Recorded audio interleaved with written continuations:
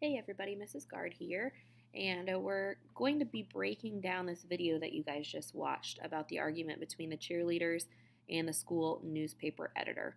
So if you notice, there are actually a couple of claims that are thrown out here, so I wanted to refer back to the video and see if we can pick out some of the claims that are being made by the school newspaper editor and also by the cheerleader. So let's see if we can listen and find the cheerleader claim. This is a terrible article in this week's paper. The headline, Why We Don't Run Stories About Cheerleading on the Sports Page. We think cheerleading is a sport, and that the paper should write a correction. So the claim that the cheerleaders are making is that cheerleading is not a sport. And that's the claim that the cheerleaders believed was being made.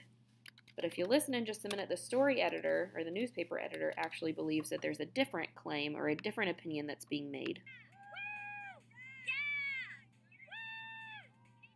Mr. Scott, what do you have to say about this?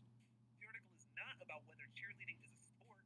It only explains why we don't run stories about it on the sports page. So the newspaper editor is saying the reason that for this article is just explaining why they don't run cheerleading articles on the sports page. Now, part of the reason that we're finding two different claims here is because claims are actually, that's right, they're opinions, which means that people can pull a lot of different things out of one article. They can have a lot of different opinions or decide what somebody's saying. Sometimes when we're reading text, this happens a lot, I know, in social media, you can't exactly understand exactly how something is being explained or what tone that they're using. So that's why we're getting two different claims here. But then they start to go into a little bit about the evidence. And the evidence is really the most important part because that's going to tell us whether we should really believe the claim or if there's a lot of meat on the bones, so to say, about the claims. So let's get in here and see what kind of evidence is supporting these claims. Let's take a look. Here's why we don't run articles about cheerleading on the sports page. 1. There are no final scores to report for cheerleading. 2. There are no conference standings for cheerleading. Are those facts? Facts? Yes, a fact is something that can be proven to be true. Then those are facts. So just like the cheerleader said, unfortunately for her, those were facts. And those facts are those are the pieces of evidence. So that there's no final scores and no conference standings. So those are all facts. Those are all pieces of evidence that explain really both of these claims. You could use that evidence for both. It's just depending on what side you really kind of fall on in that argument. It could explain why they say cheerleading is not a sport. It could also explain a little bit of why they don't run the articles on the sports page.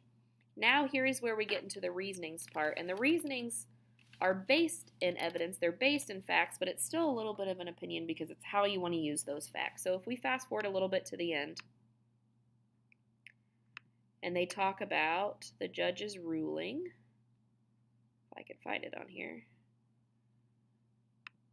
So a judge ruled that college cheerleading could not be considered a sport. So there again, some more evidence.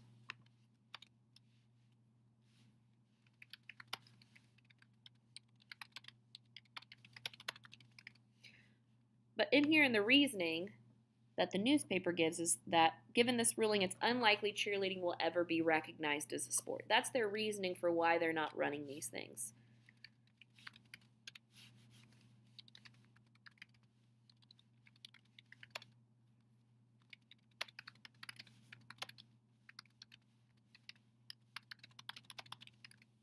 Now, just like in the video, they tell us that the reasoning, even though supported with evidence, is still a claim. It's still an opinion. They're taking the information, they're kind of synthesizing the information that they have and using this as their reasoning or why they feel like this supports this.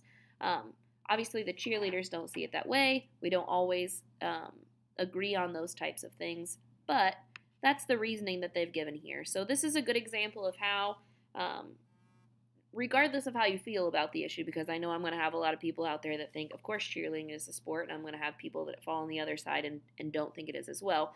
But this is just a good example of how we're using these claims, our opinions. We start with opinions. We find some more evidence. We do the research. Here are some pieces of evidence, some facts that we can for sure find the answer to and that we can sure look up. And that kind of helps lead us to the reasoning where we're kind of combining those claims and evidence into our final judgment. So you're getting ready to do the exact same thing with a new article. It's an article about a floating tent, which I thought would be pretty good since we just got back from camp. Most of us just got back from camp. So you're going to read through that and you're going to see if you can find some claims and evidence and come up with your own reasoning on the tent. So good luck with that.